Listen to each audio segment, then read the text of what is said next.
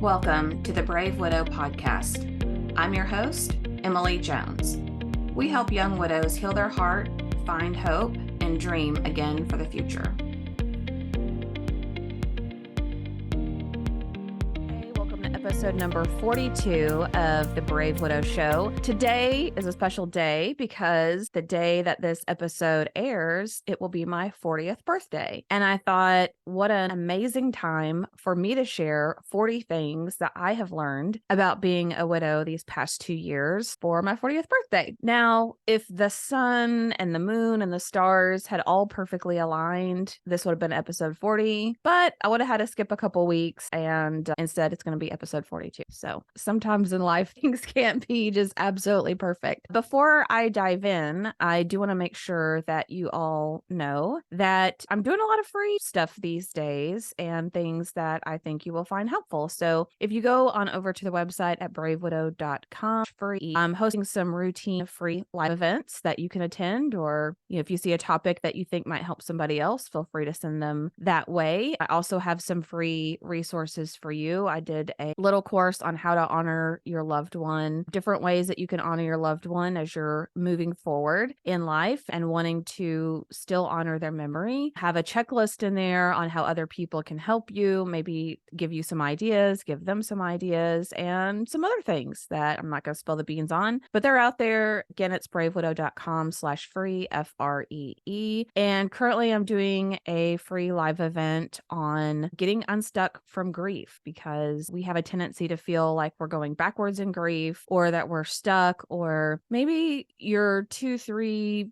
4 years out and you're feeling just as volatile as you felt those first couple of months, and you just really feel like you can't move forward and something is holding you back. So I'm doing a free live event and training on how to get unstuck from grief, and you can be the first to know about when those types of things happen if you sign up for these resources and get on the email list, and you will be VIPs and in the know. All right, so 40 things that I have learned, and what I would tell someone who's widowed, especially someone who's early on or they're still trying to figure out what this grief stuff is all about. And I broke these up into different categories. One being what to expect, just getting your mindset in the right direction of what to expect in being a widow. Number 2 is when you're in survival mode and you're just trying to get through the day, some things I've learned and would tell people. And then the third category is just overall for healing and moving forward in your grief journeys. Starting with things to expect. Number 1 is your life isn't over, it just feels like it right now. And that's a tough one, because when you're especially in those first few weeks and months, your entire world just feels like it's shattered and you feel like a completely different person, very hollow. Things are very gray. You can't imagine laughing or smiling or feeling any sense of joy or excitement about the future again. Like, how could you feel that way? And it just feels like at times, what's the point? If my person isn't here, I don't want to live. I don't want to experience things. I want to be with them, or I wish it was me and not them. But I want to encourage you that even though it may feel like that now, it doesn't have to feel like that forever. And your life really isn't over. All right, number 2 of what to expect is that your social circle will change. And this was very shocking for me. I didn't realize it was a common phenomenon that happens, if you will, in the widow community, but it is. And there are a lot of reasons for why that happens. And what I mean by your social circle changing is that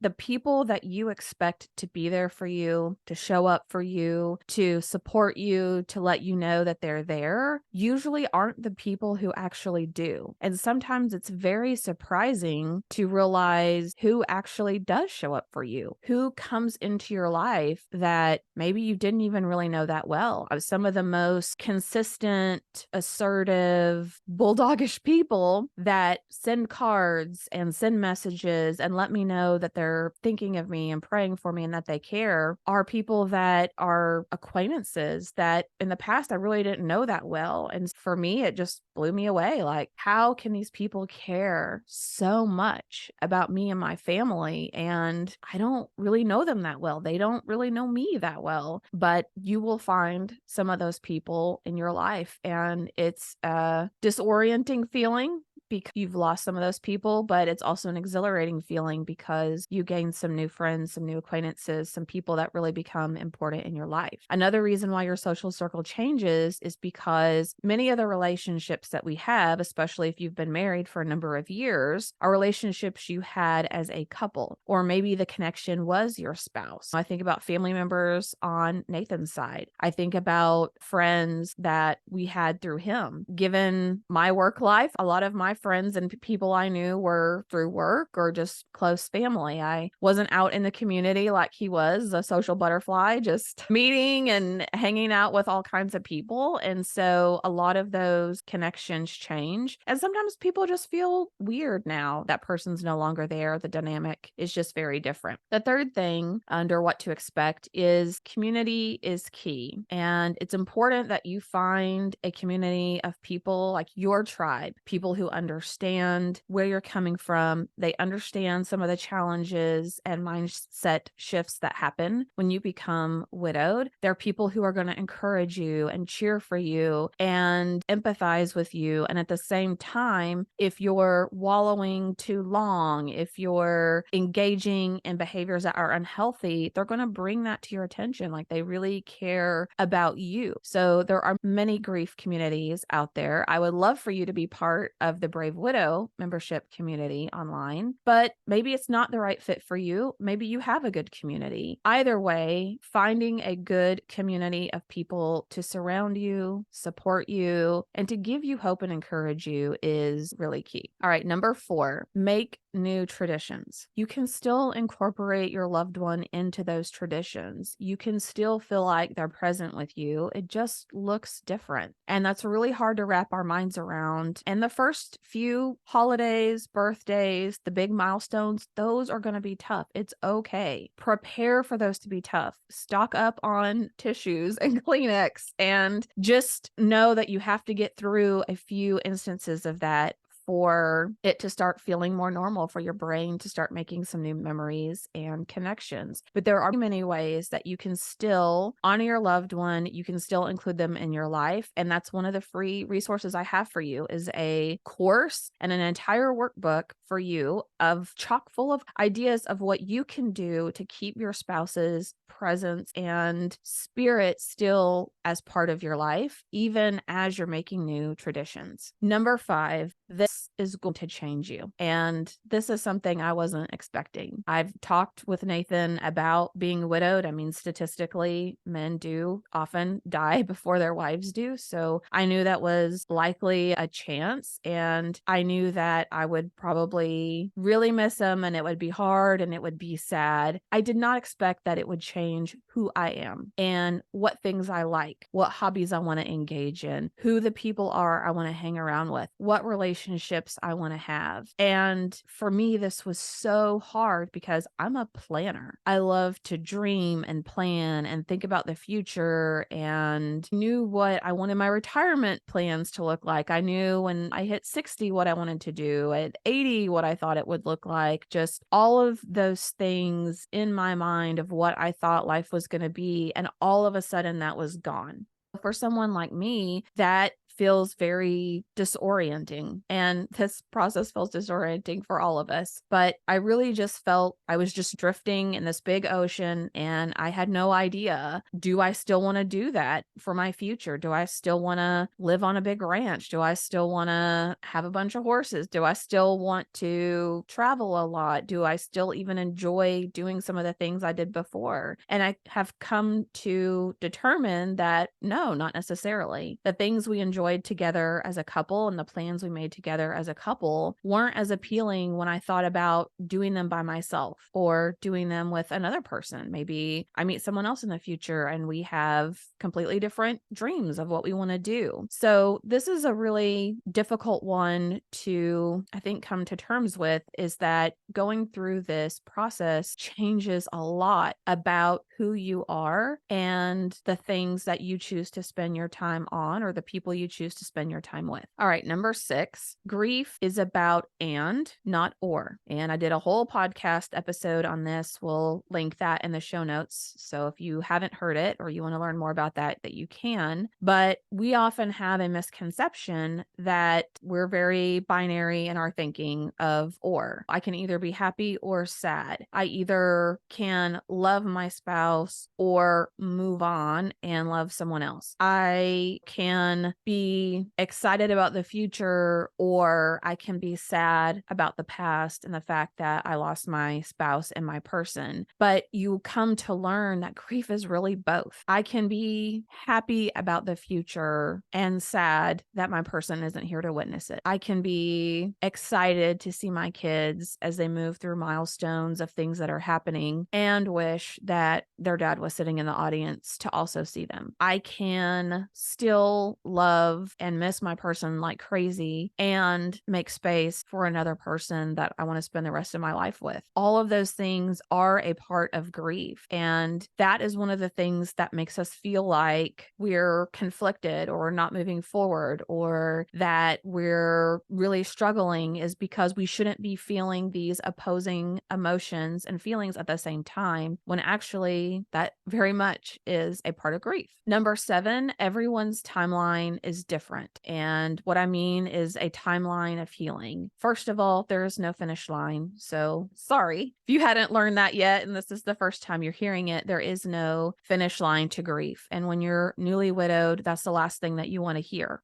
Grief is all consuming. It's overwhelming. You can't even think clearly. You have brain fog. You are struggling to do the most basic of things. You feel like you can't, you're drowning. The water is like up here and you're doing everything you can to breathe, to survive. And so when people say you don't ever get over grief, it's crushing, just devastating. Like, how am I going to spend the rest of my life feeling like this? So when I say there's no finish line to grief, I don't mean that you're going to feel that way forever. You can if you choose to, and people choose to, but you can also choose to heal, to process those emotions and feelings, to do the work, and to still have a component of grief that resides as part of you, but isn't all consuming, isn't volatile, isn't just overwhelming for the rest of your life. The reason why everyone has a different timeline is because grief is complicated. Everyone's relationship is unique and different. So even another widow who had been married 20 years, who had 4 kids with their spouse, who was best friends with their spouse, even though they might have a lot of similarities to my experience, they have a unique relationship, a unique dynamic. All of that is very different from my experience. So when we compare and say, well, Susie over there seems like she's 6 months and she's been pretty much good. First of all, unless we know Susie, we really don't know the facade of what she presents to people versus how she really feels. But also, Susie might have had a very different experience, did have a different experience than me. She had a different relationship. She's a different person. So as you're trying to figure out what are the right timelines, there are some very general guidelines, but people have different relationship experiences. People have different past traumas that sometimes get triggered when they're going through grief and they're having to confront some of these feelings that they've suppressed for a long. Also, people choose to suppress their grief, to delay it, to get distracted, to engage in unhealthy behaviors. And that can really prolong the healing process and how grief then later will manifest itself in your life. So when people say everyone's timeline is different, those are some of the reasons why. All right, number 8, as new memories are made, your brain does adjust. And what I mean by that is when you're newly widowed, your brain has a really hard time wrapping its mind around the fact that your person isn't there. The Grieving Brain is an excellent book. It's in the top 3 books that I recommend to people who want to understand a little more psychologically from a biological brain aspect why grief is so hard and so disorienting and why it's like we're constantly looking for our spouse. We know logically they're no longer here, but it does a beautiful job of illustrating why why, especially in the beginning, you're looking for your spouse out in the crowd, or you think you see someone who looks like them, or you see something on your phone and you go to text them or you go to call them and you have to go, oh, right, I can't do that. And it just feels like a slap in the face. Again, a reminder, even though logically you know they're not here, the brain just really has a hard time. And so part of the reason for that is because you have to have time to make new memories, new habits, and new ways of navigating life. So if I was married for 20 years and I know every night at 10 p.m., Nathan and I go lay down to rest and go to bed, then I have 20 years every night doing the same thing for the most part. Now I've got to let time move forward to make new memories. I've got to have a month, 6 months, a year of me going to bed by myself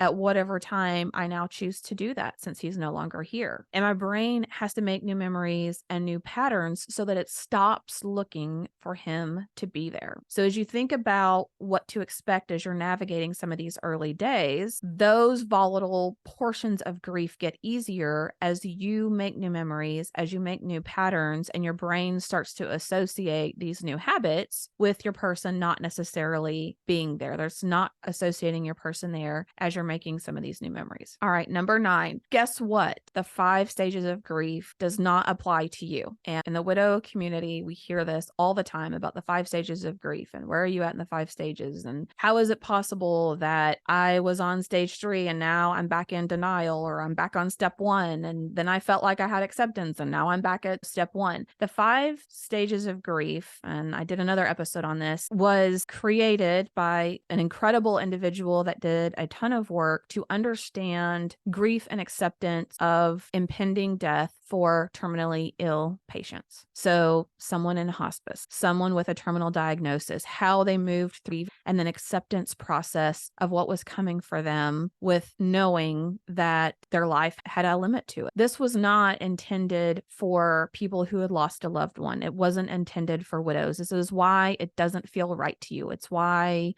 it doesn't make sense to you and why you feel like you're going backwards, because in your mind, grief is this linear process of I'm getting better, I'm getting better, I'm getting better, I'm getting better. Bam, I had a really bad moment or day or experience, and now I feel like I'm in denial. And how am I in denial? I know my spouse isn't here, but I can't believe a year later, how is it possible my spouse isn't here, but I know they're not here? And you really grapple with some of those things. That's because healing through grief does not happen in this linear process. And the 5 stages of grief wasn't meant for you. It's preached to you, it's given to you, it's on Pinterest and social media and told to you that you should follow that or you will follow that, but it doesn't apply to you. And it's okay. It's okay that it doesn't apply to you and your healing. All right, number 10, we're still in what to expect. People are not going to understand what has happened to you, and that's okay. I didn't understand until I went through it. I've thought many times that people have done for me more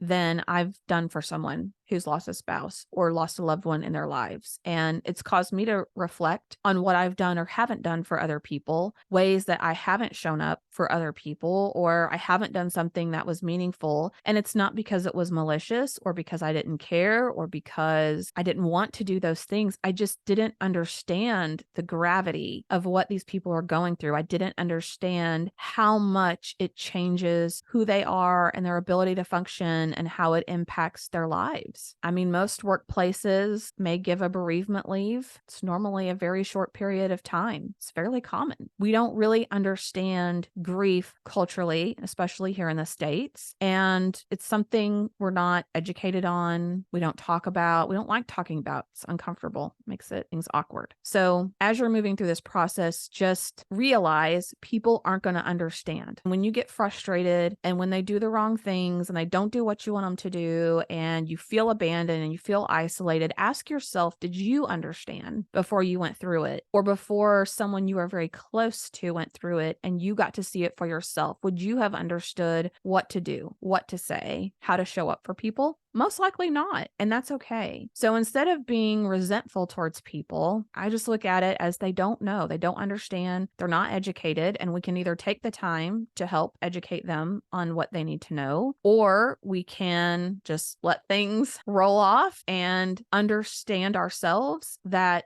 those people they just don't know. That leads into number 11. And then it will also go to number 12. So 11 is people are going to say the wrong things. And there's a wonderful book called The Grief Recovery Method Handbook. It's also in the top 3 of what I recommend that really talks a lot about this, about how people will say things like, oh, he's in a better place. Or, you know what, you're young, you'll find someone else. You need to be strong. Be strong for yourself, be strong for the kids. I mean, there's so many platitudes of what people say that actually don't even not help us. They irritate us or make it worse. It's not malicious. I don't think people say those things to be malicious or hurtful. It's just what they think is the right thing to say. And mostly it's because they want to comfort you. People aren't very good at understanding what you usually want. It's just someone to listen, someone to say, this really sucks and I don't understand. I don't have a good answer for you, but you know what? I'm going to be here for you. And if you just want me to sit beside you, if you want me to hold your hand, if you want me to just listen, I'm here for you. They don't know.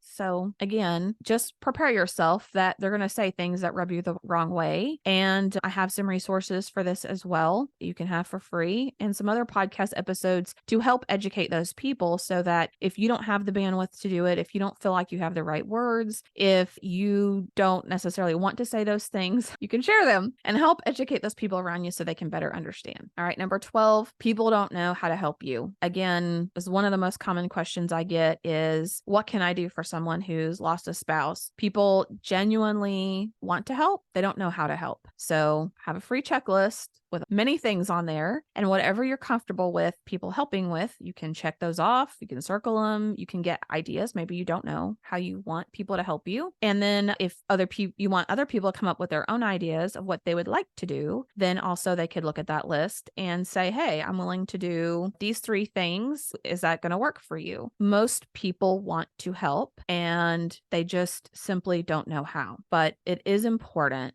which is number 13, that you accept help and that you ask for help. So now we're getting into the category of surviving. And a lot of people are really great and want volunteering help in those early days, right? Is there anything you need? Is there anything I can do for you? Let me know what you need. They're not really good at necessarily being detailed to say, hey, I'd love to mow your lawn. Hey, I'd be happy to do the dishes for you or the laundry or take the kids shopping or whatever. But as part of surviving, and especially in those early days, accept the help. You're going to need it. You're going to want it. You're going to wake up 6 months later and go, where are all the people that said they were going to help me? They're gone. So take advantage of the help as it's offered to you and ask for help where you need it. Most people just don't know. You can ask someone to be almost a coordinator or a liaison for you. Say you've got that friend that's just like a bulldog, or they want to be in charge of things, or they really want to help, then they can coordinate help for you. So you're not having to ask people, you're not having to find resources, you're not having to feel uncomfortable, but you have someone you trust that can reach out to other people and get you the help that you need. But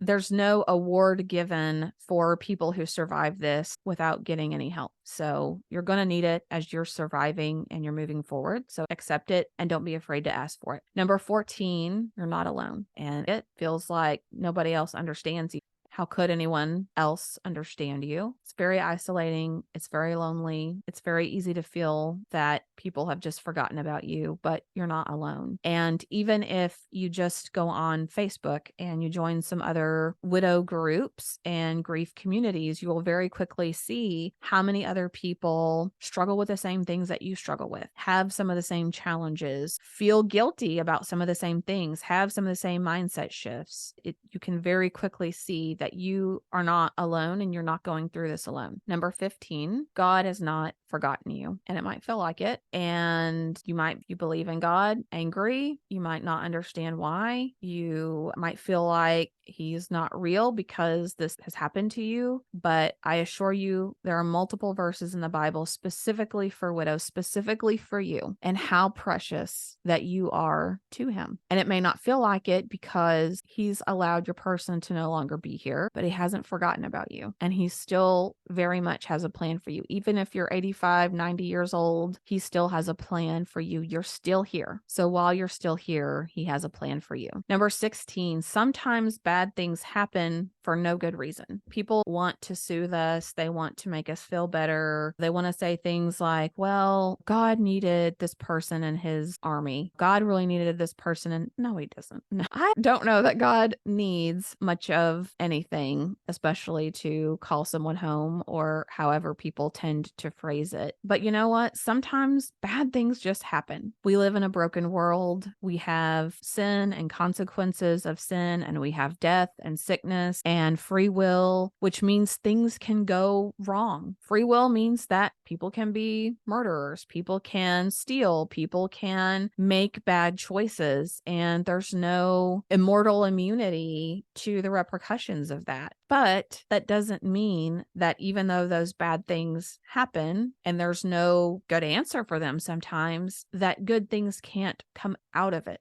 Me having Brave Widow, do I think that God wanted Nathan to die so that I could start this podcast and this community? No, I don't think that. But I think that when that happened, I had a choice to say, okay, I can focus on myself and I can heal and I can wish everyone else the best, or I pull myself out of the fire and go help other people walk through it. I don't know what it's going to be like 10 years from now. Maybe in some ways, I am limited in how I can help those people. I don't think that's the case, but I can definitely help the people that are newly widowed, that have children, that are struggling with the same things that I struggled with. I can reach back into the fire and help others walk through those same things. And why shouldn't I? Why shouldn't I help provide for other people what I would have wanted or what helped me? And that doesn't mean that you have to start your own online presence, but there are things that you can to help other people. They're sharing your story, even just helping to encourage and inspire other people is a great way to give other people hope that it's not going to feel like their life is over forever, that they can still have some sort of hope in their life. Good things can come out of bad things that happen for no good reason. All right, 17, learn to say no. Set boundaries and minimize expectations for yourself. So whether that's deciding not to host a holiday, whether it's deciding that you don't want to attend all the extracurricular things that you have in the past, whether it's just letting friends and family know, like, hey, I'm doing everything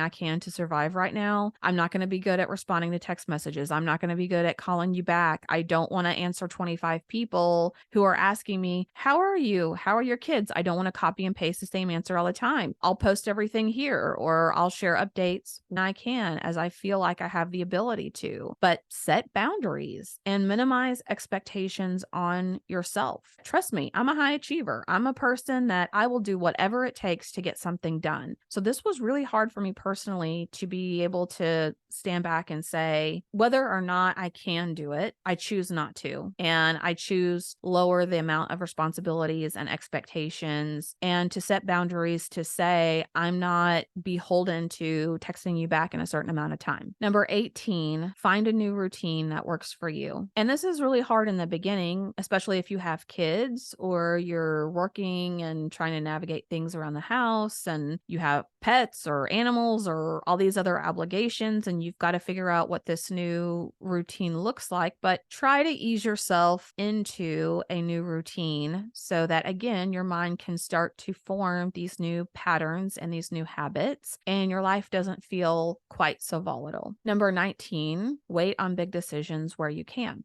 For some people, you might not be able to wait. You might have lost your source of income through your spouse. You might have to change your lifestyle and how you live and what house you live in. And there are big decisions that maybe you can't wait on, but on other decisions where you can, general advice is 1 to 2 years. I think that's pretty wise from my experience and from what I've seen. I definitely did not feel like I had my feet underneath me until about 6 months out, at least. So for the first 6 months, it was just overwhelm and trying to get a grasp on some sort of new routine and failing at things and learning new things and pivoting and adapting and all of that. I definitely couldn't think clearly. I had insomnia. I was sleeping 2 to 3 hours per night max. So of course you're not feeling confident. You're not thinking clearly. You've lost your thinking partner. You've lost a person that you would normally bounce ideas off of or who would challenge some of your decisions. So you've got to give yourself time to build up some of those people around you that you trust. Build up people around you who are experts in their industry at what they do and can help you with making some of those big decisions because they have your best interests at heart. Number 20, moving forward and moving on are not the same thing. And this is one of the biggest fears that a lot of newer widows is, well, I don't want to move forward because I'm leaving my loved one behind. I don't want to move on. Everybody wants to know when I'm going to move on, telling me I should move on, telling me I move on too fast. You could take the same widow and take 10 people, and some of them will say they're not moving on fast enough, and other people will say they're moving on too fast. Trust me, you're not going to please everybody. It's just not going to happen. But you don't have to move on. You can move forward. You can still have your person in your life. You can still incorporate them.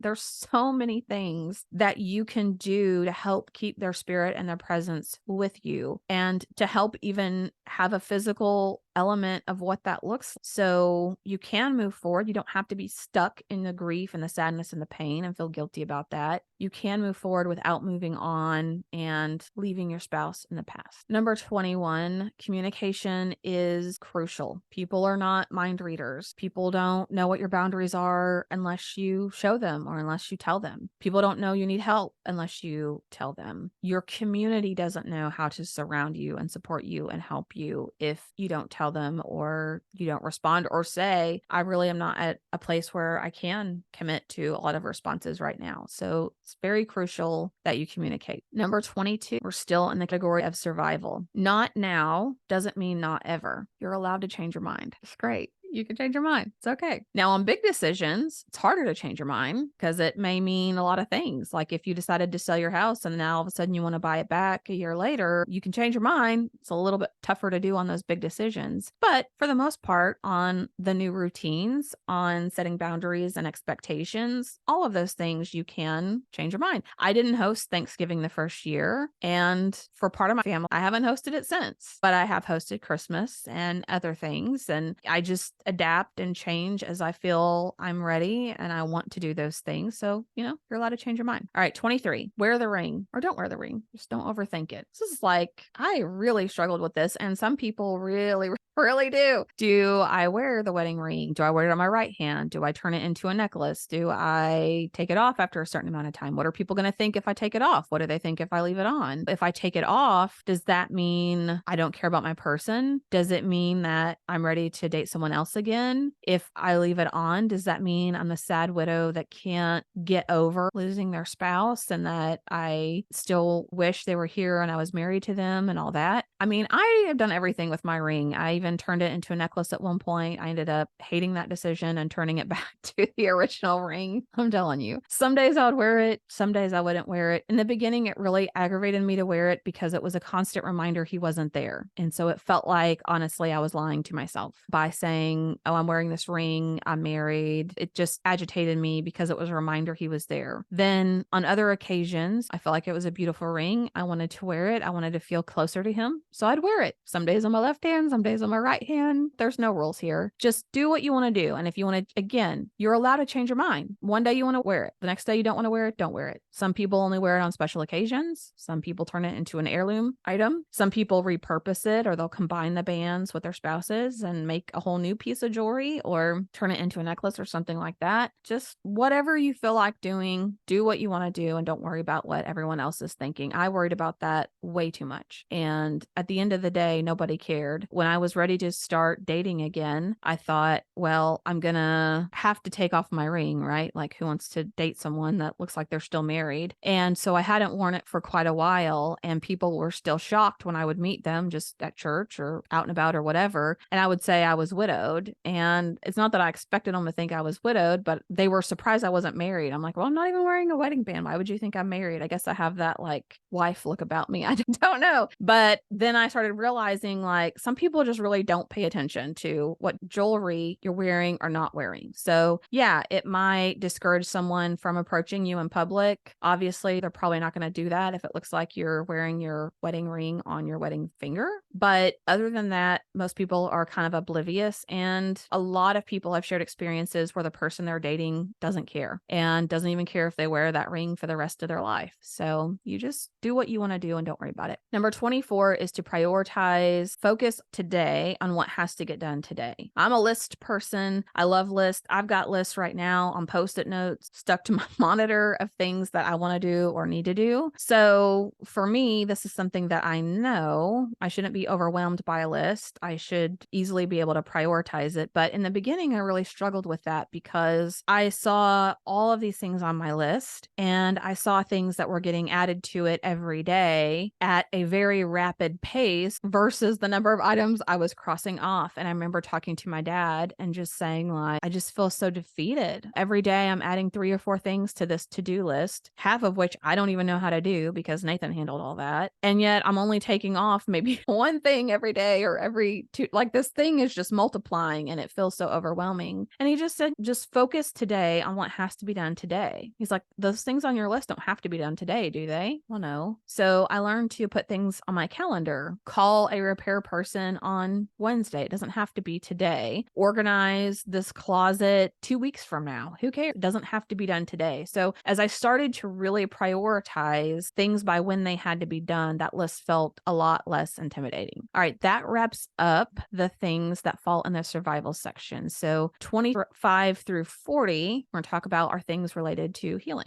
So number 25, which is in the healing category, is actually a quote. It's one of my favorite quotes by Jim Rohn, which says, "You are the average of the 5 people that you spend the most time with." And it might be strange to think that this applies in the widow environment, but it actually is very applicable. As I think about all the different communities that are out there and all the different Facebook groups I've joined, online groups, in-person groups, they're all very different. And some of these groups really promote a positive outlook. They promote hope, growth, encouragement, which is definitely something we promote in the Brave Widow community. And other groups really promote just hopelessness and enabling indulgent behavior that is often risky and hollow and something that's not a healthy long-term solution for healing. And those kind of groups I soon left because they just really dragged me down. There's one I'm still a part of just because I like to see what's of mine for people and what people are struggling with to see how I can help them. But for the most part, I don't want to be around those kinds of people. And in fact, in one of our live events we just had in the Brave Widow community, this is something that was brought up, is the reason that person appreciated what we do is because we try to look forward with a positive outlook and with hope. And even if we don't know exactly what the future is going to look like, we want to look forward with a sense of hope, a sense of positivity, a sense of growth and development and healing. We don't want to focus on wallowing in our sadness and feeling like our life is over and things are hopeless. There's no future in that. So I thought this was very applicable for the grief community. Number 26, healing is proactive. Regardless of what people say, time does not magically heal all wounds. And with time, some things do get easier. Like we talked about, with time, the brain makes new memories and new patterns, and there's a lesser association of your person being present for those things. And so that part of grief is a little less volatile over time. But for the most part, time alone doesn't heal wounds. If you injure yourself, if you break a leg, if you cut open your arm, you actively seek out some sort of medical attention, some sort of healing and help. You wouldn't walk around with a broken leg and limp along thinking that time's just magically going to somehow heal that and put it back together. This really leads into number 27, which is something my coach, Betsy Guerra, often quoted, which you must feel to heal. So part of healing is doing the work. It's processing the emotions and the feelings and the thoughts. It's growing and learning and developing and not suppressing or delaying those things for an indeterminate amount of time. Sure, there are times people call it scheduling your grief. So maybe you have a certain time where you want to listen to the music and smell the cologne and hold their shirt close and do those kinds of things. Or maybe a certain wave of sadness hits you and you're just at a point where you can't really give in to that feeling right then, and you want to do it later when you're home or when you're in your car, whatever that is. Those small types of delays are perfectly fine, but someone who continuously suppresses, ignores, distracts from feeling and from processing those things is ultimately delaying their ability to heal and their ability not have some of those same strong emotions start to seep out of them. Number 28, creative outlets tap into the same part of the brain as emotions. That's why you often see things like journaling is good for healing and feels very therapeutic, art therapy, aromatherapy, craft groups that meet for therapy, gardening groups that meet for grief and therapy. So things that you do that are creative are utilizing the same parts of the brain that process your emotions and your feelings, which is really cool. As you engage in those types of activities, you're really engaging and working in that part of your brain that's dealing with those emotions. Number 29. You can choose to wallow in grief forever. Can, shouldn't, you don't need to. There's no reason to hold on to the pain and to hold on to the sadness. You don't get a badge of honor for doing that. Some people are afraid of letting go of that or processing those feelings. They want to just stay that way forever. So that's why you'll see people who are grieving years and years or feel like it's been 20 years and they still can't move on. They choose to hold on to that, whether it's consciously, subconsciously, because they aren't processing their emotions. They aren't proactively engaging in their healing. By default, their choice is to stay wallowing in grief. Number 30, there's no rush to give away things that later you might want to keep. You want to keep some of your spouse's clothes. You want to keep things that might be sentimental to you. Maybe even your spouse had promised something to someone else and you're confident in that. That doesn't mean the first week, the first month, the first year. That has to change. Give yourself time to process it. And maybe what you could do, we talked about this in our live event on cluttering, not on cluttering your house, on decluttering your house. And when is the right time to give away your spouse's things is if you're not sure, then put them in a bin, put them in storage, put them in a closet, put them in the attic, put them somewhere where you're not seeing them all the time. And it kind of feels like you've given them away, and see how that feels to not have them in eyesight every day. But there's no rush into giving things away that later you might regret because you wanted to keep it. Number 31, there's no reason that you should feel guilty. And I think it was the Grief Recovery Method Handbook that I mentioned earlier that talked a lot about our association of guilt and grief together. And we often look back and we feel guilty. And we feel guilty because of things we said or we didn't say or do, or we wish we would have spent more time together. We wish we could have said goodbye. We wish ultimately guilt is associated with things that we had malicious intent to do. And so as we think about the relationship we had with that person, we didn't have ill will or malicious intent with them. So therefore we shouldn't feel guilty. What you're often really feeling is that you wish things in the relationship or about the relationship were more, better, or different. And I totally agree. There are things that I wish we could have done more. There are things that I wish had happened differently. There are things that I wished were better. And one of the best things that I did, and you're going to hear more about this in the next few weeks, is I went through the grief recovery method process. I went through the process and then also learned how to deliver that process for others. And even though I've already done a lot of work and I've been in counseling and I have a coach and I've done the therapy and I've read the books and I've created all of these things. It was amazing how much going through that process really helped address this for me, and how there were so many loops that I felt like were still open, things left unsaid, things that I wanted to apologize for, things I wanted to forgive Nathan. And going through this process really helped me feel like all of those resolved things were resolved, and helped me to feel like there weren't so many things that needed to be better, more, or different. I didn't need to have like this guilty within me. And I just ultimately felt so much lighter and better. So if you have the opportunity to go through that, if you're interested in going through that in the future, I would love for you to join me. The best way you can hear about that is being part of the email list or the membership community. But I honestly, that was life-changing for me going through that process. All right, number 32 is believe that a good future is possible, even if you don't know how. And this was one of my main prayers, even the day that I lost Nathan. The first thing that repeated in my mind was, how is this possible? Like, I had that thought that occurred over and over. Then I had the thought of, you're not alone. Like, I'm not alone. That thought kept coming to me. I felt that was God reiterating to me that I wasn't going to be going through this process alone. And I also had the thought of, my life is over, which we talked about that one earlier. And I couldn't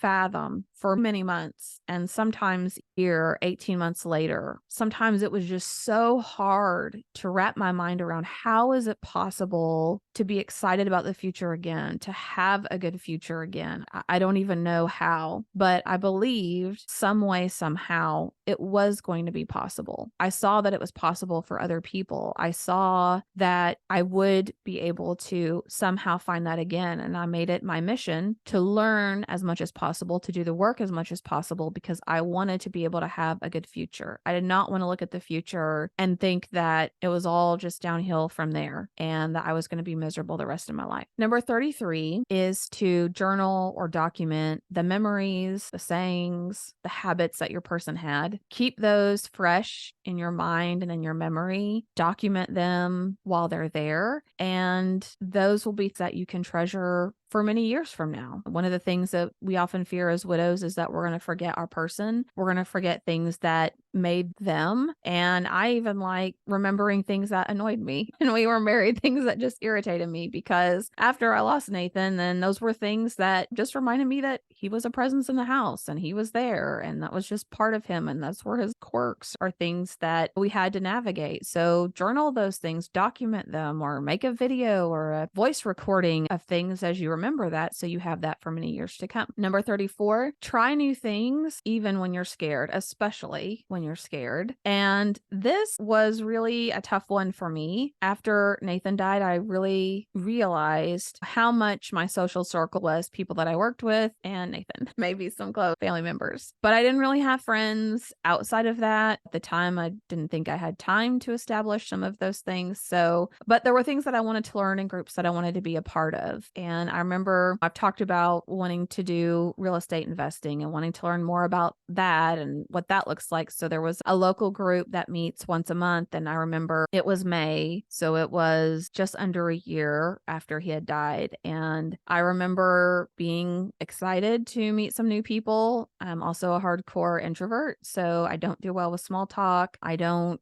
like meeting new people, is not an area that I'm very good at necessarily. So it was intimidating. And I remember that evening driving out to the parking lot. They had a food truck that was there that night. And I just sat in my vehicle for a while, just thinking like, I'm just going to leave. I'm just going to, what am I doing? I don't know. What is the room going to look like? Where am I going to sit? Who am I going to talk to? Am I going to know anybody there? Are they going to be nice? Are they going to all know like way more than I know? Am I going to be like the weird new person? Just so many fears and doubts that I had sitting in that parking lot. But one of the best decisions I made was getting up and going inside and building relationships. I've met some incredible mentors and true friends friends in that group, and I've learned so much. I've gone to a few conferences this past year, and even though conferences are difficult, especially for us introverts that like our downtime, but really I've had incredible experiences at each one that I've gone to. So even when you're scared, get out there and try new things. Don't be afraid to create new relationships and new memories. And you might even do some things that you never would have done if your spouse was still here. 35, the second year isn't necessarily harder, it's just different. This is a big question that I see posed in groups and that I get asked a lot is people that are in their first year of grief and widowhood. There's a lot of debates over whether or not the second year is harder. And you'll usually see some big post where someone will say, "Oh, I thought the first year was awful." Well, brace yourselves, everyone. The second year is so much worse. And that's the last thing that you want to when you're in your first year of being a widow is you feel like you've been destroyed and you're shattered and somebody comes along and says, well, just wait, next year it's going to be worse. So a couple thoughts around this. One being that in many cases, we can manifest for ourselves what we envision. So if I tell myself the second year is going to be harder and I believe that and I live like that, then yeah, probably the second year is going to be harder. So there's that. The second thing and what I experienced, and again, everybody's timeline is a little different, but why the second year is such a big topic is because the first year is very difficult, right? You typically have brain fog. You probably have insomnia. You're learning a lot of new things. You're trying to get a new routine going. You're developing new relationships and contacts. You're surviving. Like all you're focused on is just getting through the day, surviving, and doing the best that you can. By the time you get to the second year, that first year you brace for everything. The first Christmas is going to be hard. The first Thanksgiving, the birthdays, the anniversaries, and you're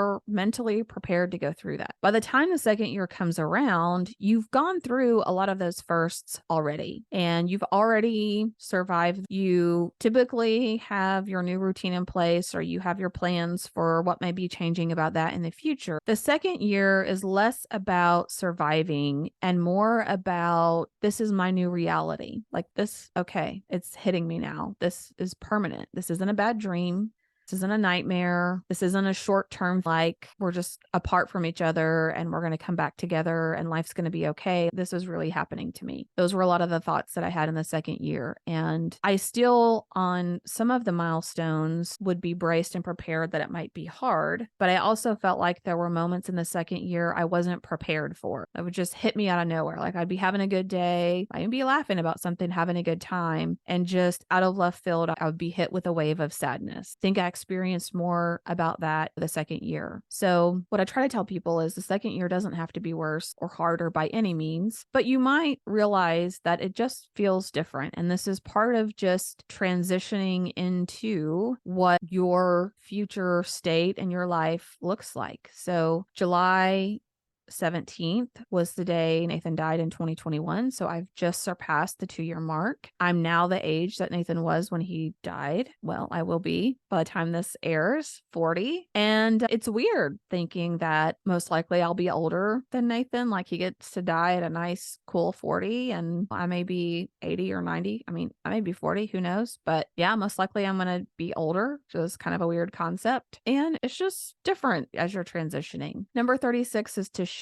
your story, even if you think that it's not going to matter, that people won't care. One of the most healing things that people do is sharing their story. And it's very rewarding because often when you do that, you'll hear from other people that are like, oh my goodness, I thought I was the only one. I didn't realize somebody else felt that way. I didn't realize somebody else had those same fears or experiences, or you typically will get very positive feedback in sharing your story because it helps encourage and inspire other people that they're not alone. That you too have gone through this experience and that you, in your own way, understand what it's like to be in their shoes. And especially as we launched the podcast to begin with, we had lots of people who wanted to tell their story, who wanted to help encourage and inspire other people and let them know that they aren't alone. I interviewed someone that had just lost their spouse, I want to say 30 or 60 days before they got on the podcast, which was mind blowing to me because I wouldn't have done that in the first first month or two, I don't think I could have, but how incredible and empowering it would be to be someone who was in their first 30 days, who's hearing from someone else in their first 30 or 60 days, who can encourage me and inspire me. And if they can heal and if they can do those kinds of things, then I feel like it's achievable for me too. 37, it's possible to find hope and joy again, even after loss. And for a long time, I felt like I wasn't sure. I felt like I knew it would be. I didn't know what that would be like. I didn't know how I was going to get there. I didn't know what it would take. A long time, I felt like I would never truly be just super excited about something that maybe before, if I had an excitement scale, I'm not an excitable person, if you haven't noticed, but let's say that my max excitement scale was a 9 out of 10. I never like really go crazy 10 out of 10, but let's say it's a 9 out of 10. Well, then I felt like now my max excitement schedule would be 6 out of 10. So it really had decreased from where it was. Like I would never be able to be as excited or joyful about things as I was in the past because there was this gray cloud that just hung over me, and rightfully so. I wanted Nathan to experience some of those things with me. But what I have been able to learn to do through lots of prayer, I've prayed many times and just said, God, you've got to pull my heart out of despair and sadness because I can't do it. I can't do it on my own. I don't know what it's going to take. I don't know how I'm ever going to have joy in my life again, but I know you know how to do that. And I know that it can be possible. I believe that, but I need you to do it for me. Show me the way of what I can do to help that along. And over time and through the things that I was doing and through continued prayer and my relationship there, I was able to get through a lot of those things. And I have found excitement and joy and hope for the future. And I've made plans for my future, and I'm building a new house, and I'm moving logistically to a place that I want to be, and I'm developing new relationships. And there's just many things that I can be excited about. And of course, I wish that Nathan, I could tell him about those things, that he could experience that with me, but it doesn't dampen my excitement for those things in the future. It makes me excited that one day I'll get to talk to him about it and know or feel that in some way he got to experience that with me, even though it looks different than it has in the past. All right, number 38,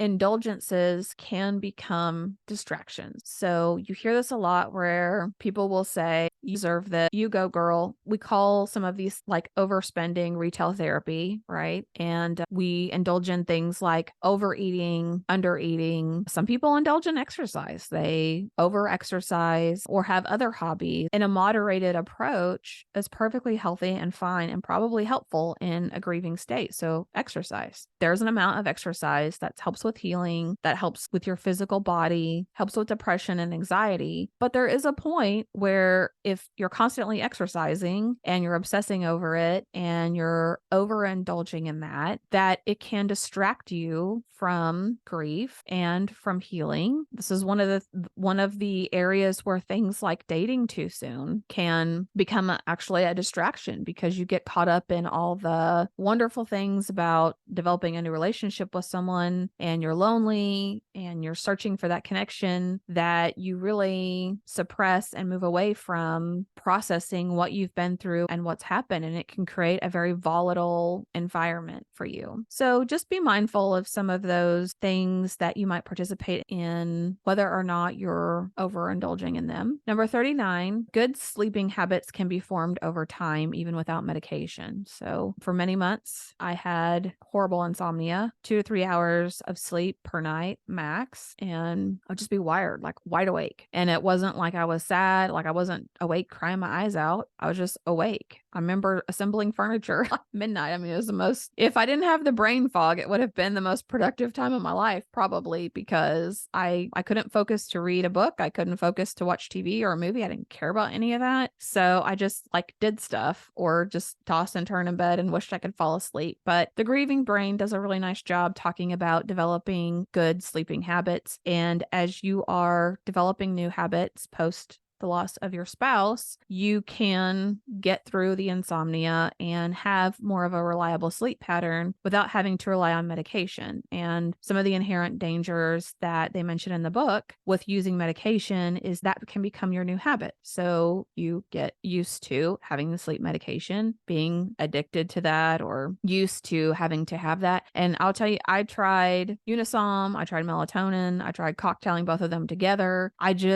Even if I could sleep a little bit more, I never felt like I got a deep sleep. But, I will share one of the things that really helped me that I still use every now and then when I can't fall back asleep is meditation sleep talk downs on YouTube. And they're kind of guided sleep meditations that are very calming and help you really focus on relaxing different parts of your body from either head to toe or vice versa. And that was one of the things that can help you develop good sleeping habits. Maybe that needs to be its own episode, good sleeping habits. All right, number 40, suppressed emotions and feelings will be felt later in the body. So if you continue to not address things that you've suppressed, if you continue to ignore the feelings or not want to talk about them, not want to focus on them, not want to deal with them, you will have physical pains in your body. And you might feel it in your shoulders and your back. You might get headaches. You might have an upset stomach. You might have chest pain, very common with people who are grieving. And even though I was doing the work, I had some of that. Some of that may have been physical, but part of that is certainly stress related and sadness related as well. So there are physical ramifications for not processing emotional and mental things that come up for you. And that's one of the reasons why it's so important to focus on that. All right, that was 40. So I hope that you enjoyed the 40 tips and things that I've learned that I would share with you as the widow community and with new widows and people who just want to understand what all changes during that process. And again, just want to remind you that I've got a lot of free resources out there. We've got some free live events that are coming up, and I'm going to continue to do those things and prioritize people who are part of the Brave Widow community and also people who are on the email list. And if you sign up for the email list, you get free stuff and you get free training and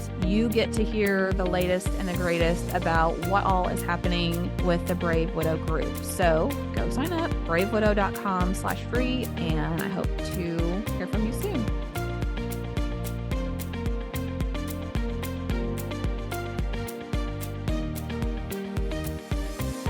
Hey guys, thank you so much for listening to the Brave Widow podcast. I would love to help you take your next step, whether that's healing your heart, finding hope, or achieving your dreams for the future.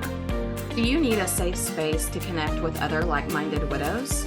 Do you wish you had how-tos for getting through the next steps in your journey, organizing your life, or moving through grief?